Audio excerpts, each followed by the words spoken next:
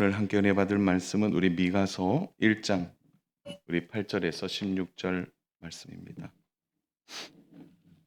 우리 구약 성경 1291면에 우리 하나님의 말씀이 있습니다. 미가서 1장 우리 8절에서 16절까지 말씀입니다. 우리 16절은 다 같이 합독하면 좋겠고요. 우리 교독하도록 합니다. 이러므로 내가 애통하며 애곡하고 벌거벗은 몸으로 행하며 들깨같이 애곡하고 타조같이 애통하리니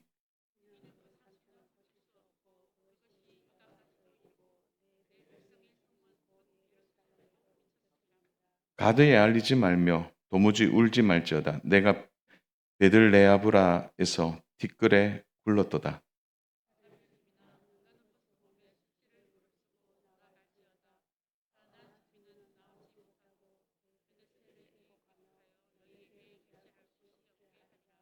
마롯 주민이 근심 중에 복을 바라니 이는 재앙이 여호와께로 말미암아 예루살렘 성물에 임함이니라.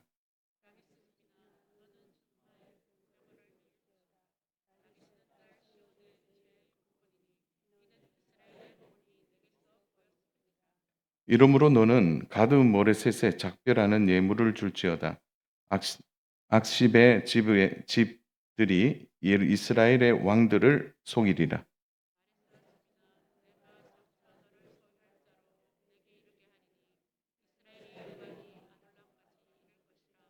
같이 봅니다. 너는 내 기뻐하는 자식으로 인하여 내 머리털을 깎아 대머리 같게 할지어다.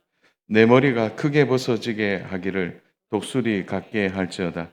이는 그들이 사로잡혀 너를 떠났음이니라. 아멘. 이제 미가서 두 번째 강의 시간인데요. 말씀의 제목을 두 교회에 주시는 말씀이다. 이렇게 잡았습니다. 왜 두 교회에 주시는 말씀인지 말씀 중간중간에 말씀을 풀어서 함께 은혜를 나누고자 합니다. 우리 미가 선지자가 활동하던 시대의 배경을 지난번에 잠깐 설명했는데요. 미가 선지자가 활동하던 시대에 이스라엘의 주변에는 이제 막 성장하고 가장 강력한 제국으로 세워지고 있는 나라가 아수르였습니다.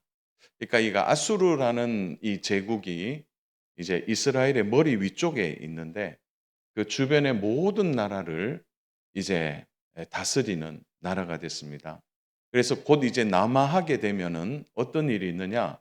점령당하지 않는 이스라엘의 밑에 있는 애굽 그리고 이스라엘만 남아 있는 상태고 거기에 북이스라엘 우리가 말하는 사마리아를 중심으로 하는 북이스라엘은 이제 풍전등화와 같은 곧 망하는 이제 아수르의 한 번의 힘만 주면 곧 나라가 전체가 완전히 무너지는 그런 상황에 있었던 시기가 미가 선지자가 활동하던 시대였습니다. 이제 뭐 이집트 이제 애굽이라 그러죠. 애굽과 유다만 이제 남아 있는 상태에서 아수르의 남하가 곧 시작되어지는 겁니다. 이제 아수르는 전복 전쟁을 이제 남하로 내려와서 이제 시작하려고 했던 것이죠. 사마리아가 무너지기 전에 이제 막 그때 미가 선지자의 나이를 25세에서 27세 정도로 추정하는데요.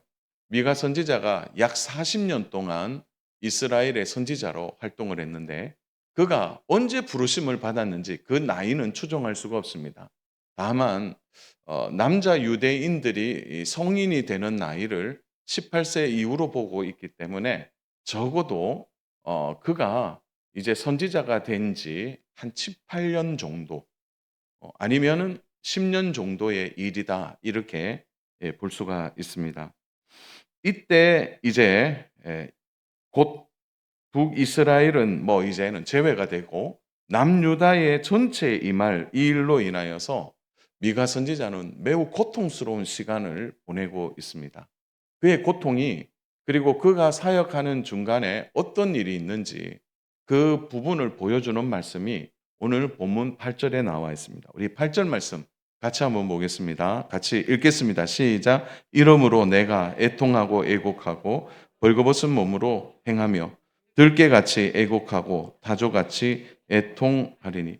자, 미가 선지자가 매우 고통스러워하고 있다. 이 부분을 어떻게 드러내고 있냐면 벌거벗은 몸으로 다닌다고 말하고 있습니다. 본문 그대로를 해석해 보면 맨발과 맨살로 맨몸으로 사람들 앞에 돌아다니고 있다는 것을 말해 주는 거죠. 굉장히 부끄러운 일 아닙니까? 선지자인데. 그런데 맨발과 맨몸은 의미하는 바가 큽니다. 왜냐하면 그 당시에 맨발과 맨몸을 상징하는 바로 신분이 있는데 그 신분이 바로 노예들입니다. 그리고 나라를 빼앗겨 이제 끌려가는 죄수들 그리고 끌려가는 사람들의 모습을 맨발과 맨몸으로 표현하고 있기 때문에 미가 선지자가 지금 어떤 의미에서 보면은 이렇게 좀 표현하면 어떨지 모르겠는데요. 모든 사람들에게 시청각처럼 보여주고 있는 겁니다. 어떻게 된다는 거죠? 우리도 이렇게 될 것이다. 당시에 포로나 노예들은 옷을 입지 못했습니다. 그러니까 끌려가는 것을 직접적으로 상징적으로 미가 선지자가 그대로 보여주는 겁니다. 지금 바로 우리의 상태가 이런 상태다라는 것을 맨발과 맨몸으로 보여주는 거예요. 동시에 그는 소리내어 울고 있는 거죠. 8절 하반절에 보면 들깨같이 애곡하고 타조같이 애통한다라고 말하고 있는데요. 여기에서 이렇게 대표되는 들깨와 타조는 당시 광야에서 가장 슬픈 소리를 내는 두 짐승이 표현하고 있는 겁니다.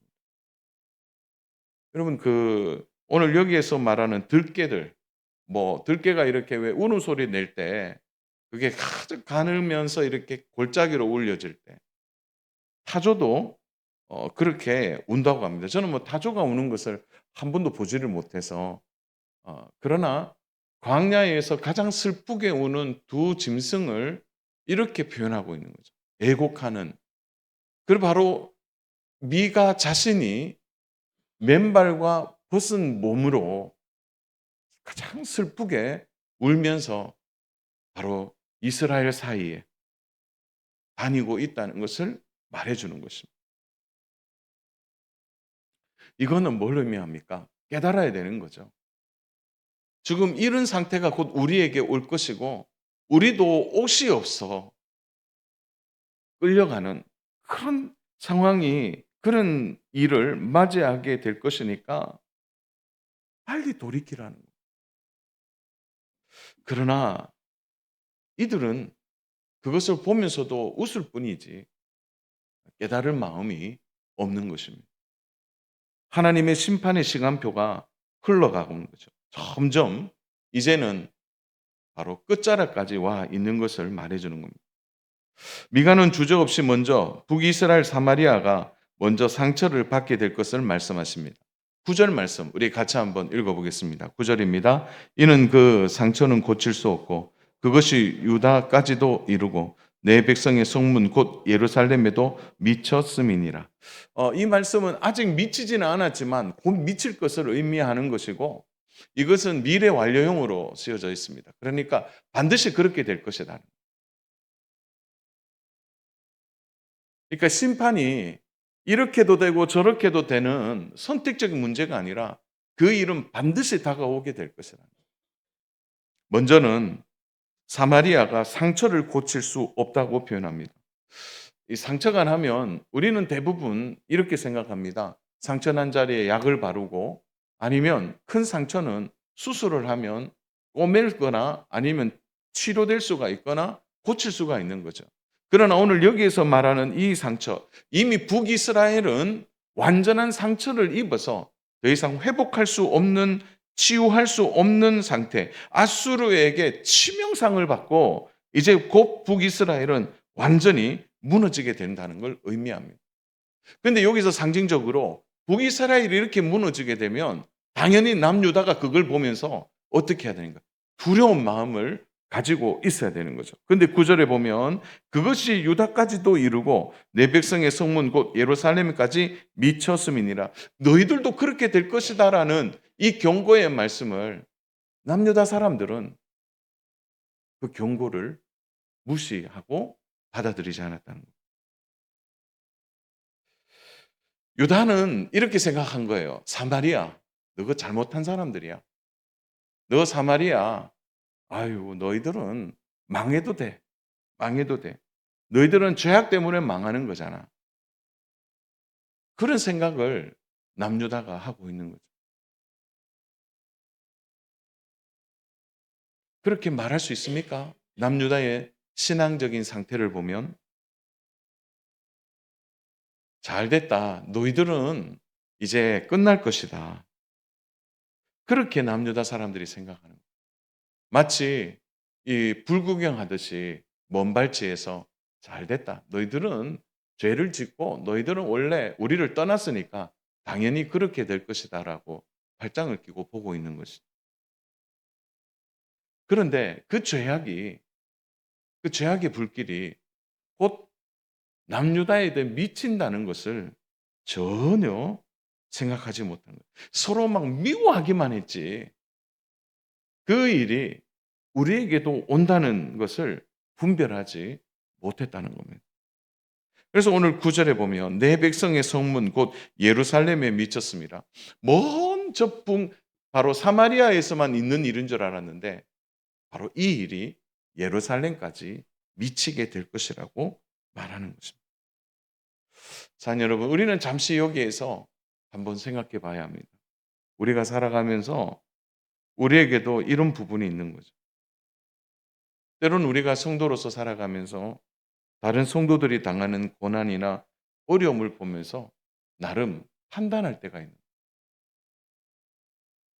그 성도의 어려움이 나에게도 어려움으로 올 수 있다는 생각보다는 그 고난과 그 고통을 바라보면서 우리는 판단하기를 좋아하는 그럴 줄 알았어. 아유, 뭐 저렇게 신앙생활 하니까 저렇지. 아유, 나는 그렇게 될 줄 알았다. 이런 말들로 오히려 판단하고 그렇게 되는 것이 당연하다라고 생각하고 나는 거기에서 제외되어서 나는 쏙 나오고 그렇게 되는 게 당연하다라고 말하는 우리의 못난 모습은 없는지 살펴야 합니다. 그곳에 지금 불길이 일어나는 것을 보면서 당연히 그것이 징계요, 심판이라고 생각하면서 그 불길이 우리에게도 임한다라는 생각을 한다면 그 상황만으로도 우리는 두려움을 가지고 우리에게도 이런 일이 미칠 수 있다라는 생각을 해야 할 텐데 전혀 그렇게 하지 못한다는 것입니다. 이것은 성도와의 관계뿐만이 아니죠. 이웃을 바라보면서도 우리는 그렇게 생각합니다. 이웃이 당하는 어려움을 보면서 아유, 그럴 줄 알았어. 저 가정은 저렇게 될 수밖에 없어. 라고 생각하는 거죠. 그래서 어떤 의미에서는 미워하는 사람들, 또 미워하는 그러한 것을, 그러한 대상을 보면서 그 화에 대하여, 고통에 대하여 은근히 우리가 기뻐하거나 마음을 숨긴 채 그들의 모습이 오히려 우리들이 생각할 때는 당연하다고 생각하는 그런 마음이 바로 남유다가 가지는 마음처럼 오늘 우리에게도 그런 마음이 있다는 것을 우리는 정직하게 생각해 보아야 합니다. 애통하는 마음이 있어야 되는 거죠. 지금 북이스라엘이 풍정등화 같이 곧 이제 넘어지고 그 상처가 회복되지 못하고 상처로 죽어가는 모습을 보면서 우리에게도 이런 일이 있을 것이라고 알고 미리 애통하는 마음을 갖고 미워하지만 한민족이었던 그들을 향하여 같이 기도하고 그 아픔과 상처가 우리에게도 임한다는 것을 생각했다면 남유다는 그렇게 태연하게 마치 불구경하듯이 그렇게 하지 않았을 것입니다. 최근에 아마 뉴스를 통해 우리가 너무 잘 아는 캄보디아에 일어난 일들을 보십시오. 많은 젊은이들이 돈을 쫓아서 많이 준다니까 거기 들어가서 범죄에 연루되고 거기서 고통당하는 모습을 보면서 우리는 쉽게 판단하고 쉽게 생각할 수 있습니다. 아유, 젊은 사람들이 지각이 없어. 왜 저렇게 빠져가나? 오히려 우리가 그렇게 판단하는 마음이 많았던 것도 사실입니다. 그럼 문제가 뭘까요? 진짜 그 영혼들을 생각한다면 기도해야 합니다. 왜 그렇게 갔을까요? 돈을 벌기 위하여, 잘 살기 위하여. 그러니까 그런 걸 보면 저 젊은이들이 꿈이 없구나, 꿈이. 꿈을 꿀 수 없는 시대. 저들이 저렇게 가야 하는 것을 좀 바라보면서 오늘 우리의 마음속에 긍휼히 여기는 마음을 가져야 된다는 거예요. 저들이 하나님을 만났으면은 하나님 안에서 자신을 좀 기도하고 하나님 앞에 꿈을 꾸고 그렇게 엎드렸다면 애통하는 절박한 마음을 우리가 가지고 있어야 되는 것이죠. 최근에 캄보디아의 상황은 많은 캄보디아에 사역하시는 선교사님들이 얼마나 지금 기도하고 있는지 모릅니다. 이 일을 통해서 어쩌면 하나님께서 캄보디아 지역에 말씀하시는 것이 있지 않을까. 그래서 선교사님들이 울면서 그 땅을 위해 기도하고 있는 모습도 저는 그러한 여러 가지 기독교 뉴스를 통해 접할 수가 있는 것입니다. 무엇이 문제입니까? 사랑 여러분, 오늘 우리가 이 상황들을 보면서 오늘 이러한 일들이 우리와 상관없는 일이 아니라는 것을 생각해야 합니다. 사실 오늘 이 전체적인 배경을 가지고 두 교회라고 오늘 제목을 잡았습니다. 사실은 북이스라엘과 남유다의 이야기이죠. 그러나 오늘 우리에게 현실적으로 말한다면 북쪽 교회와 그리고 남쪽 교회라고 말할 수 있는 거예요.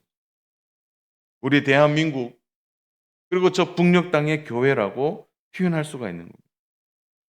여러분 1800 후반에 141년 전에 이 땅에 복음이 들어오고 난 이후에 하나님께서 먼저 부흥을 주셨던 지역이 어디입니까?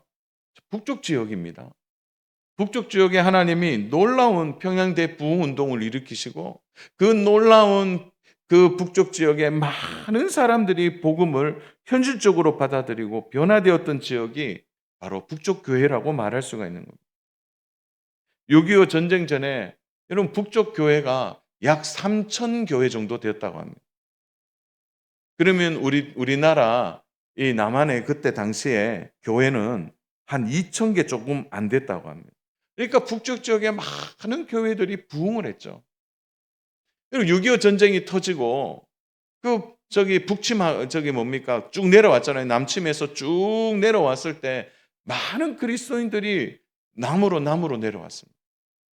왜 대구가 제2의 예루살렘이라고 말하면 그때 피난길에 그들이 가장 많이 내려온 것이 대구였습니다.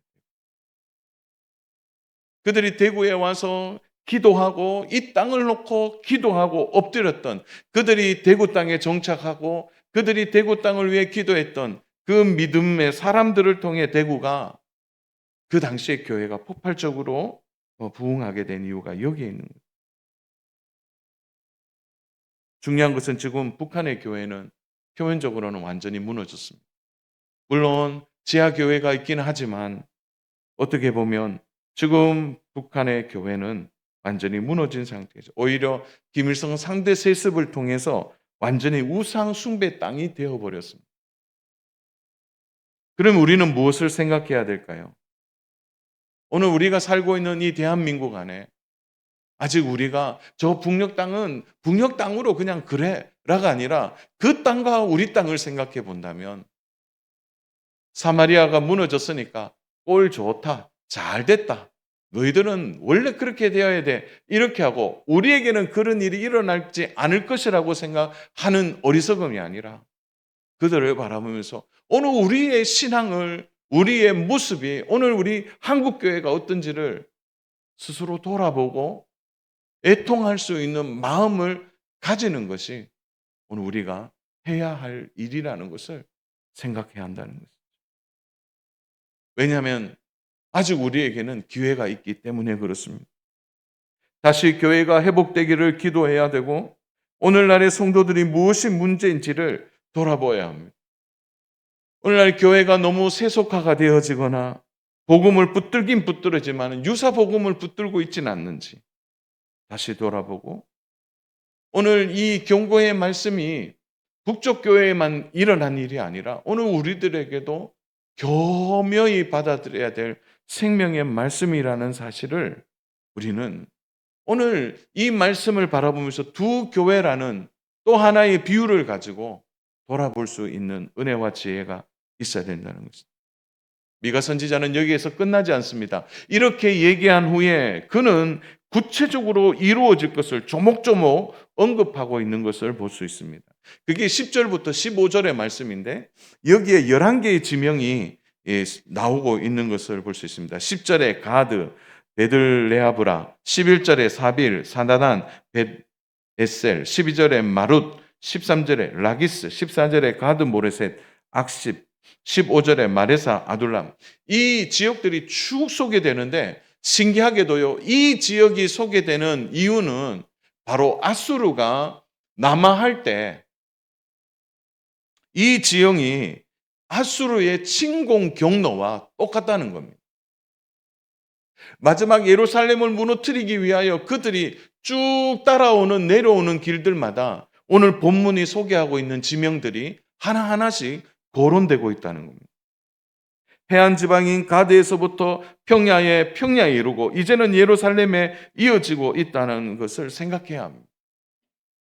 여러분 미가 선지자가 많은 사람들 앞에서 곧 우리도 이런 일이 올 텐데 아수르가 남하했을 때 어떤 일이 벌어지는지를 이렇게 구체적으로 하나하나 말하고 있다는 거예요. 더군다나 지금 미가 선지자가 말하고 있는 이 지명들은요 다 고유명사로 어떻게 보면 그 지역마다 중요한 대표되는 것을 표현하고 있습니다. 예를 든다면 예전에 대구는 어떤 도시였습니까? 성도 여러분, 대구가 어떤 도시였죠? 무슨 도시라 그럽니까? 대구는 섬유도시라 그랬죠. 제가 한 번씩 이렇게 얘기하는데 제가 말씀을 드리는데 저는 참 고등학교 1학년 때 인상적으로 봤던 것 중에 하나가 뭐냐면 동대구역. 동대구역에 딱 가면요. 동대구역에 외부 사람들이 동대구역을 딱 오면 제일 먼저 보는 간판이 있어요. 동대구역에 딱 내리면 제일 먼저 보는 간판이 동대구 제일 위에 크게 적혀놨어요. 대구에는 역시 금복주. 그게 이렇게 크게 적혀져 있었어요. 고등학교 때 굉장히 그거를 인상을 보면서 대구가 사람들이 내려오면 먼저 생각하는 게 술부터 생각하겠구나. 그게 좀 안타까운 마음이 있었어요. 대구에는 역시 예수님 이랬으면 좋겠다 하는 마음이 그때 있었어요. 대구가 섬유도시라고 말하는데 지금은 섬유 산업이 많이 무너졌습니다. 대구를 대표할 만한 것이 이제 뭐 IT 기업이나 로봇 산업이라든지 우리가 대구 땅을 위해 진짜 기도해야 합니다. 이 고유라는 게 있죠. 경산에는 포도, 의성에는 마늘. 오늘 그것처럼 미가 선지자가 조목조목 말하고 있는 이 도시마다 아주 중요한 대표적인 게 있다는 거죠. 우리 10절에 보면 가드라는 게 나옵니다. 10절에 보면 가드는 블레셋 지역에 있는 작은 도시이죠. 근데 이 가드라는 말이 뭐냐면 뜻이 재밌어요.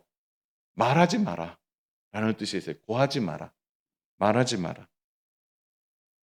근데 이 표현이 어떤 의미가 있냐면은 그 당시의 배경으로 보면 이렇게 되고 사마리아가 아수르가 이제 가드를 침공할 쯤 되면 가드까지 내려오면은 북이스라엘은 완전히 무너지고 사마리아도 끝이 난 상태입니다.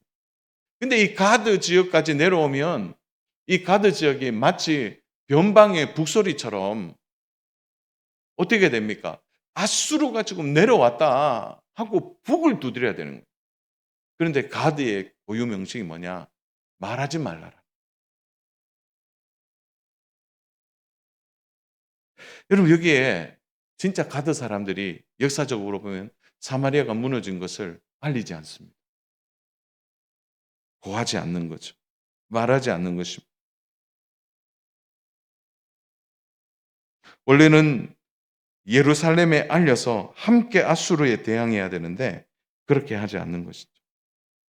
그러나 여기에 깊은 하나님의 역설이 담겨 있습니다. 왜냐하면 이거는 매우 어떤 의미에서는 상징적인 의미가 있는 거예요. 이렇게 되는 겁니다. 가드, 고한다고 준비하겠느냐라는. 아수르가 이제 사마리아를 끝을 냈다는 이 얘기를 남유다 사람들에게 예루살렘에 전한다고 해서 그 사람들이 듣겠느냐라는 거예요. 그러니까 어떤 의미에서는 말하지 말라 이런 의미입니다. 너 말하지 마라. 말해도 소용없다는 거예요. 우리가 신앙생활을 하면서 가장 우리의 신앙생활이 깊이 잠들어 있는 모습 중에 대표적인 반응이 그런 거 아닙니까? 말해도 말해도 듣지 않는 거예요. 말하면 그 말에 귀를 기울이고 그 말씀 앞에서 반응을 해야 되는데 그 말해도 뭐 별로 감흥이 없고 반응하지 않는. 그러니까 영적으로 깊이 잠들어 있는 사람. 깨어나야 되는 것이.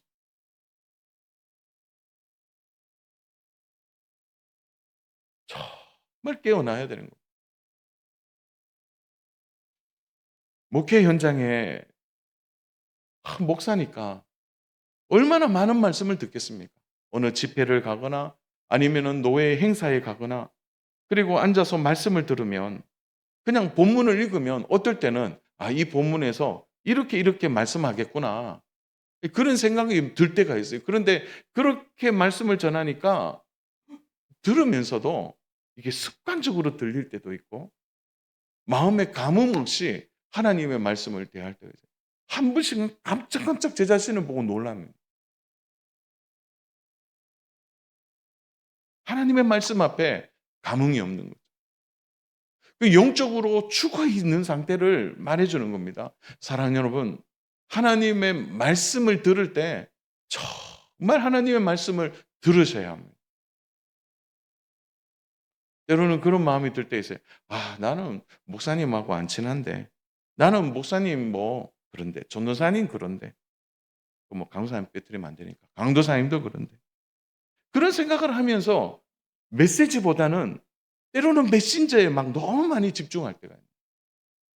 그래서 진짜 주시는 말씀을 놓칠 때가 있다는 거예요.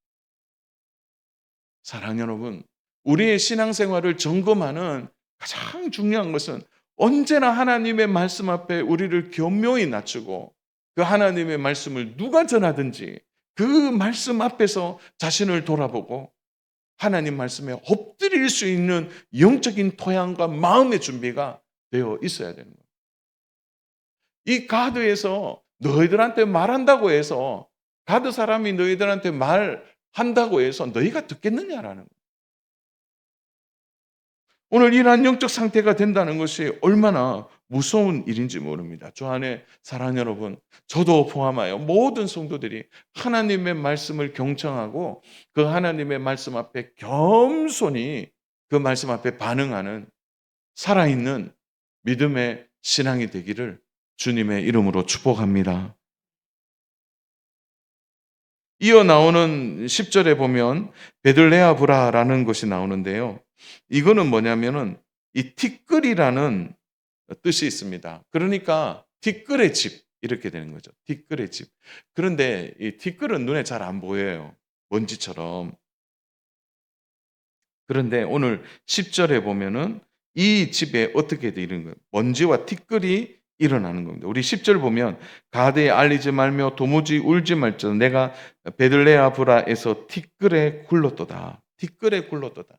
이 표현은 뭐냐면은 티끌이 눈에도 먼지가 잘 안 보이는데 아수르의 말발굽과 아수르의 병거가 온통 짓밟을 때 뭐가 일어나겠어요? 먼지가 일어나는 거예요. 수많은 티끌들이 일어나서 거기에 사람들이 구르게 되는 거예요.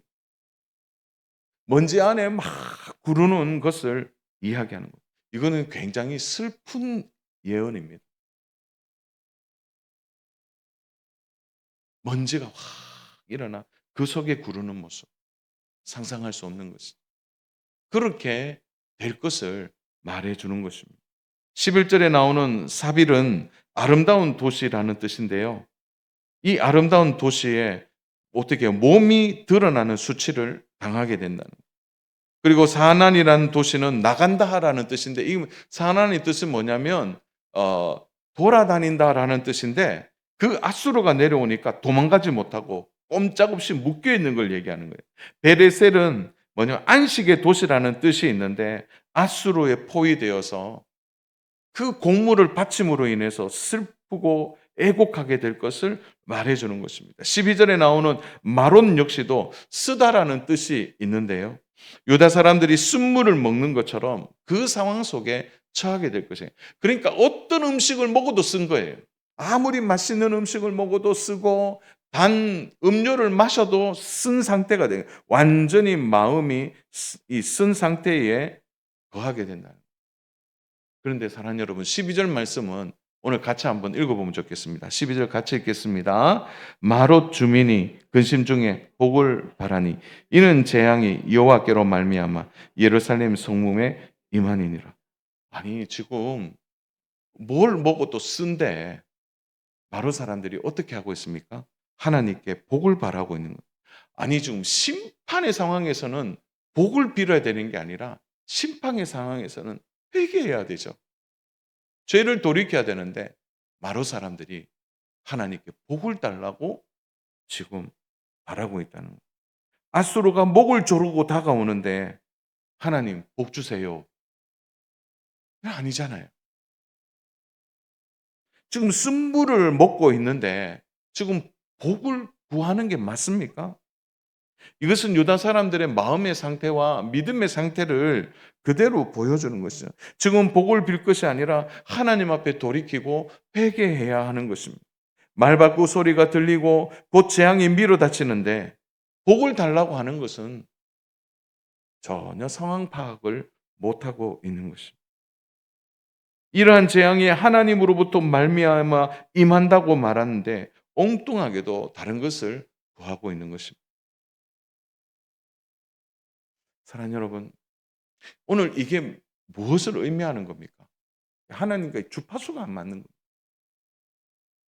때로는 하나님이 우리에게 고난을 허락하시고 때로는 알 수 없는 어려움을 주실 때 우리가 그 쓴물을 마실 때 이것이 왜 하나님이 주셨는가? 또 그 일에 대하여 하나님이 원하시는가, 원하시는 게 무엇인지를 돌아보고 엎드려야 되는 거예요. 그런데 복을 빌고 있는 거예요. 회개해야 될 타이밍에 회개하지 않는 거예요. 오늘 우리가 살아가면서 사실은 오늘 이 말씀을 쭉 정리하면서 굉장히 마음이 아팠습니다. 먼저는 저한테 적용을 해요. 내가 언제 회개했지? 내가 하나님 앞에서 내가 언제 엎드려 봤는가? 매일 새벽 기도마다 기도하죠. 뭐 예배 때 예배 인도하고 예배 드리죠. 주일은 네 번의 예배를 드리잖아요. 근데 가만히 자신을 돌아보면 정직하게 내가 복을 달라고 기도한 그 기도. 근데 내가 내 자신 잘못을 돌아보고 얼마나 회개했는가. 그래서 주일날 하나님 죄를 용서해 주세요. 오늘도 복을 주세요. 혹시 그렇게 하진 않았는지. 그러니까 이 마롯 사람이 오늘 두 교회 중에 특별히 한국 교회 안에 이런 상황들이 너무 많이 있지는 않는지 돌아보게 되는 것이죠. 지금 매우 어려운 우리 시대를 살아갑니다. 혹시 하나님과 주파수가 너무 맞지 않습니까? 여러분 주파수가 맞지 않으면 지지직거리잖아요. 잡음이 일어나지 않습니다. 주파수가 맞을 때 또렷하게 음악 소리가 들리고 내가 듣고자 하는 것이 들을 수 있다면 오늘 우리가 무엇을 해야 하는지를 생각해 봐야 합니다. 사랑하는 여러분, 우리 자신을 돌아보고 하나님 앞에 늘 회개하는 마음, 내가 얼마나 죄인인지를 깨닫고 돌아보는 마음은 너무 중요합니다. 그래도 우리 수요일 날 하나님 앞에 예배하는 성도님들한테는 저는 이 말씀을 드려도 충분히 이해하시는 분들이라고 생각합니다. 하나님 앞에 회개하고 자신을 정결하게 돌아보는 일. 오늘 그것이 우리를 살리는 일. 그런데 남유다 사람들이 이렇게까지 완악하고 돌아보지 않는 데는 결정적인 이유가 있습니다.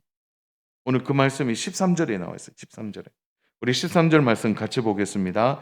라기스 주민아 너는 준마의 병거를 메울지어다.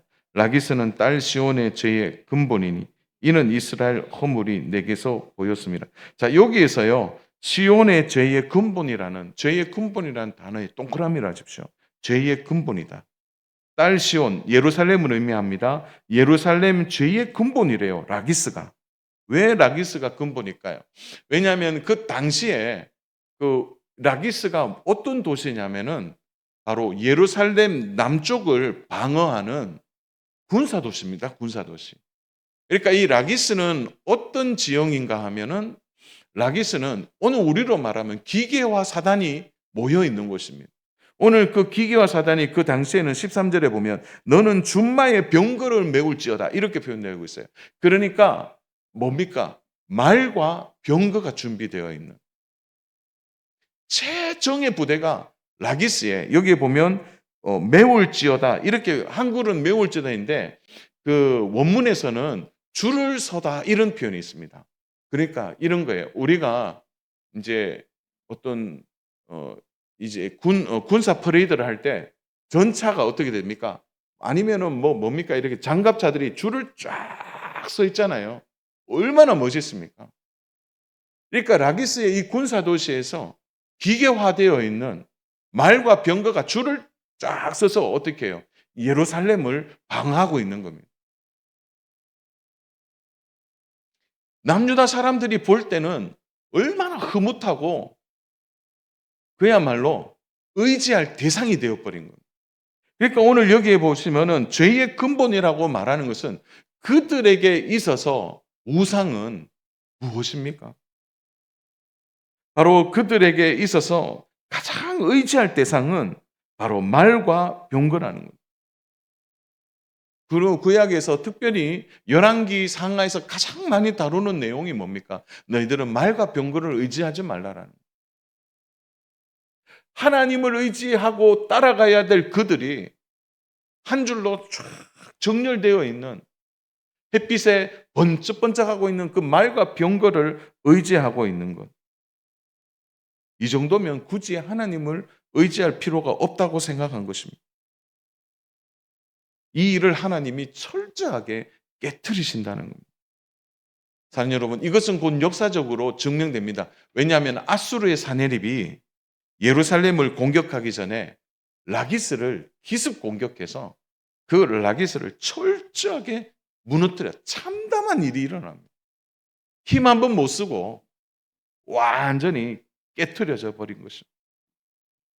사랑하는 여러분, 우리의 의지할 대상은 누구입니까?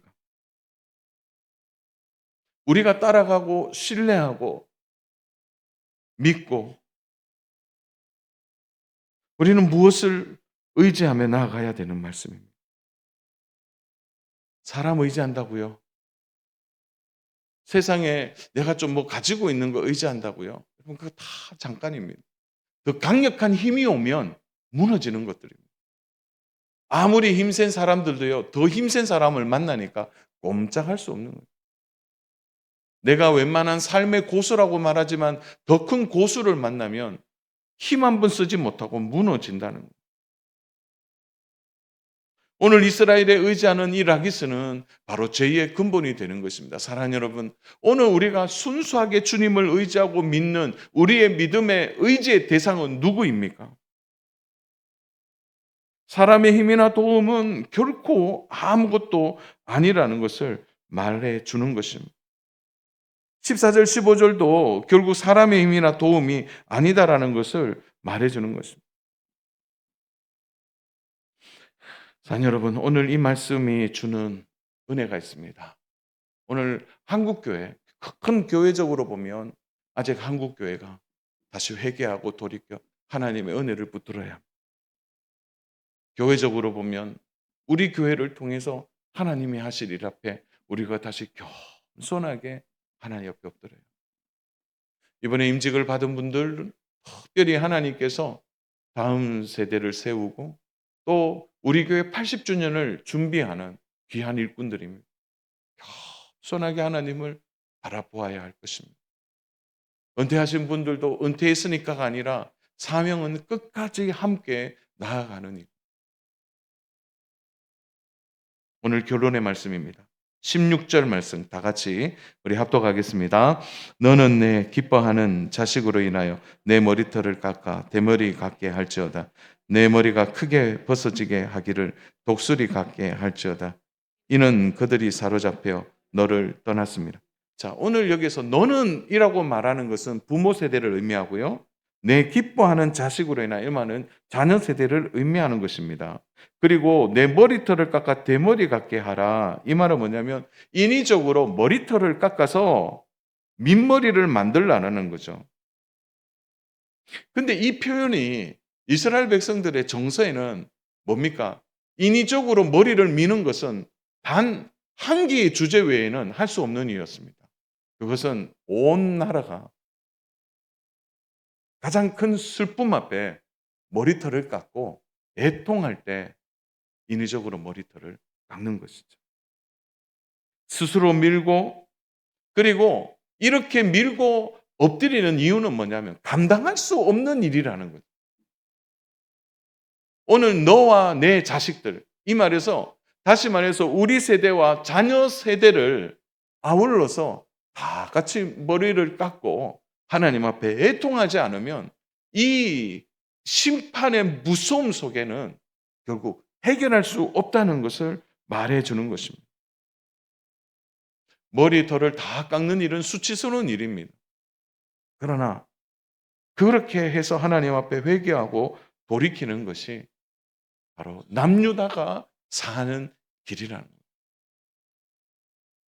오늘 우리 한국교회가 사는 길도 또 우리 교회가 사는 길도 또 내 자신의 믿음이 사는 길 그리고 믿음의 가장으로서 믿음의 부모로서 사는 길은 하나님 앞에 엎드리는 일이죠. 우리 안에 라기스를 두어서는 안 됩니다. 겸비하여 스스로 낮추고 하나님 앞에 엎드려야 합니다. 한국교회를 볼 때마다 힘이 있다고 자랑했고 한국교회 능력이 대단하다고 자랑했던 거 내려놓고 하나님 앞에 회개해야 합니다. 마루 사람들처럼 지금 복을 달라고 기도하는 것이 아니라 하나님 앞에 엎드려야 합니다.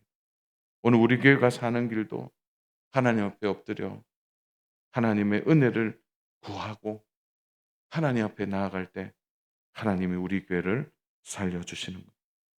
오늘 우리의 가장 큰 문제는 의지할 것이 너무 많다는 겁니다.